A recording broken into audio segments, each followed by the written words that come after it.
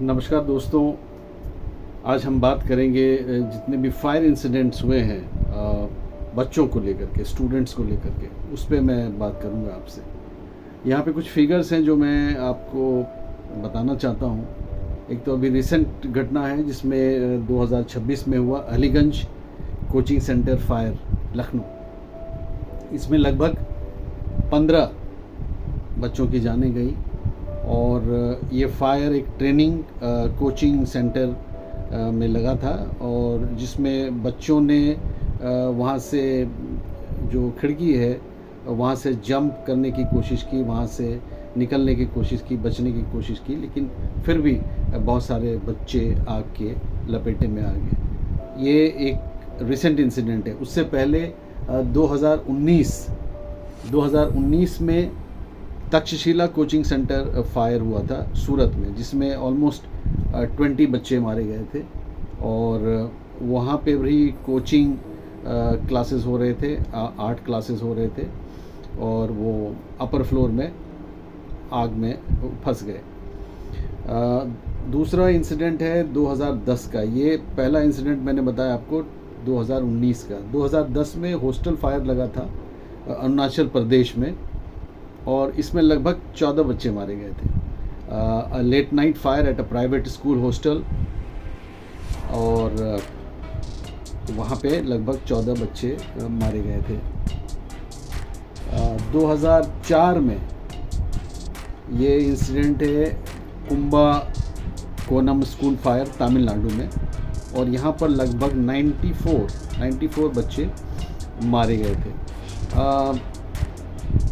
इन सभी केसेस में ये देखा गया है कि कहीं ना कहीं जो फायर सेफ्टी क्लियरेंस की कमी रही है और ज़्यादातर शॉर्ट सर्किट से आग लगा है। गर्मी के सीज़न में कॉन्स्टेंटली एसी को चलाना, उससे होता क्या है कि बाहर का जो टेम्परेचर है it is very very high और जो वायर्स हैं वो कांस्टेंट चलने की वजह से काफ़ी गर्म हो जाते हैं और जिसके वजह से आग लगता है बिल्डिंग में और शॉर्ट सर्किट भी होता है, क्योंकि वो जो मटेरियल है जो तार में इंसुलेट करने के लिए लगाया जाता है वो मेल्ट कर जाता है और दोनों तार जो है वो चिपक जाते हैं, जिसकी वजह से शॉर्ट सर्किट होता है, स्पार्क होता है, आग लग जाता है।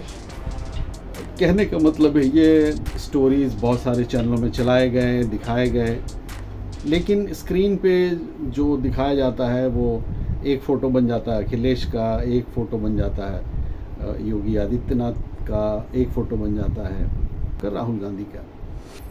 कुल मिला करके इशू पॉलिटिकल हो जाता है और एक इंसान दूसरे इंसान पे इल्ज़ाम लगाता है कि ये आपने नहीं किया और ये आपने नहीं किया। अल्टीमेटली जो ऑफिशियल्स हैं जिनको इस चीज़ को मॉनिटर करना चाहिए उस पे निगाह नहीं जाती है या उस पे चर्चा नहीं हो जाता है। तो ये बहुत ज़रूरी है देखना कि अल्टीमेटली पिन पॉइंट करना बहुत ज़रूरी है कि उस एरिया में कौन ज़िम्मेदार था फायर सेफ्टी के लिए, ये किसके जुरिस्डिक्शन में है, वो कौन चेक करेगा, उसके ऑफिसर्स कौन कौन से हैं, ये चेक करना बहुत इम्पॉर्टेंट है कि और जब आप लोगों को जो गिल्टी हैं उनको आप पनिश करेंगे, पेनलाइज करेंगे, उनकी तस्वीरों को बड़ा करके दिखाएंगे, एम्पलीफाई करके दिखाएंगे और पूरे हिंदुस्तान में, पूरे दुनिया में दिखाएंगे कि ये वो लोग हैं जिनकी गलती की वजह से इतने सारे इनोसेंट्स की जानें गई। जिस तरीके का रूल्स को दरकिनार करके बिल्डिंग्स में कोचिंग सेंटर्स चलाए जाते हैं, फायर सेफ्टी को नज़रअंदाज करके ये सारे काम किए जाते हैं, क्या इस तरीके का काम आप लंदन में कर सकते हैं? क्या आप इस तरीके का काम दुबई में कर सकते हैं? क्या आप इस तरीके का काम वाशिंगटन डीसी में कर सकते हैं? नहीं, क्योंकि rules are very very strict और किसी भी इशू को पॉलिटिसाइज नहीं किया जाता है, वो पॉलिटिक्स की तरफ डाइवर्ट नहीं किया जाता है। अब अल्टीमेटली जो क्राइम करते हैं, जो नुकसान करते हैं, वो कोई ना कोई अधिकारी है, कोई ना कोई ऑफिशियल है, कोई ना कोई कर्मचारी है जो उस डिपार्टमेंट से रिलेटेड है। गलतियां उनकी होती है और जो गुस्सा है, जो एंग्स्ट है लोगों का, वो पॉलिटिकल लीडर की तरफ जाता है और उसका खामियाजा पॉलिटिकल लीडर भुगतते हैं। वो भुगतते हैं जो पावर में है, जिनके हाथों में सरकार है। तो मेरा ये मानना है कि it's really very very important to find out who are the actual people who are guilty for such an incident. उस पे फोकस होना चाहिए।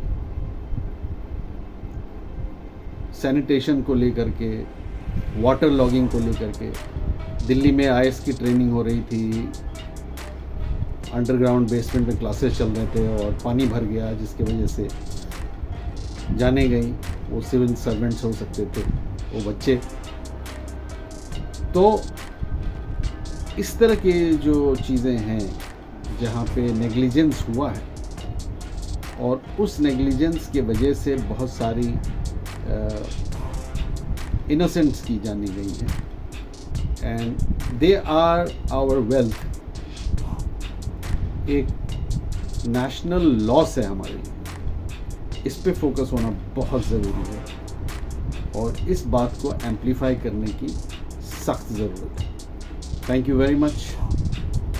God bless you all and hope you people take care। और कभी भी आपको इस तरीके का किसी भी बिल्डिंग में अगर ये दिखता है कि बहुत सारे तारे हैं, फायर एक्सटिंग्विशर नहीं है, या कोई ऐसा कोचिंग सेंटर है जिसके नीचे में कोई दुकान है खाने पीने का, जहाँ पे गैस के स्टोव्स रखे हैं, तो ये सब रेड फ्लैग है। आपको नोटिस करना पड़ेगा, आपको कंप्लेन करना पड़ेगा, चाहे आपका बच्चा उस स्कूल में, उस कोचिंग सेंटर में पढ़ता हो या नहीं पढ़ता हो। आपकी भी एक मॉरल रिस्पॉन्सिबिलिटी बनती है कि जो लोग गलत कर रहे हैं उसको आप कैमरे पे रिकॉर्ड करें, आप उसको ट्वीट करें, आप उसको इंस्टाग्राम में डालें, ताकि वहाँ का जो लोकल एडमिनिस्ट्रेशन है उसको नोटिस करें और उसको रेक्टिफाई करें और some big damage is done. Thank you, God bless you.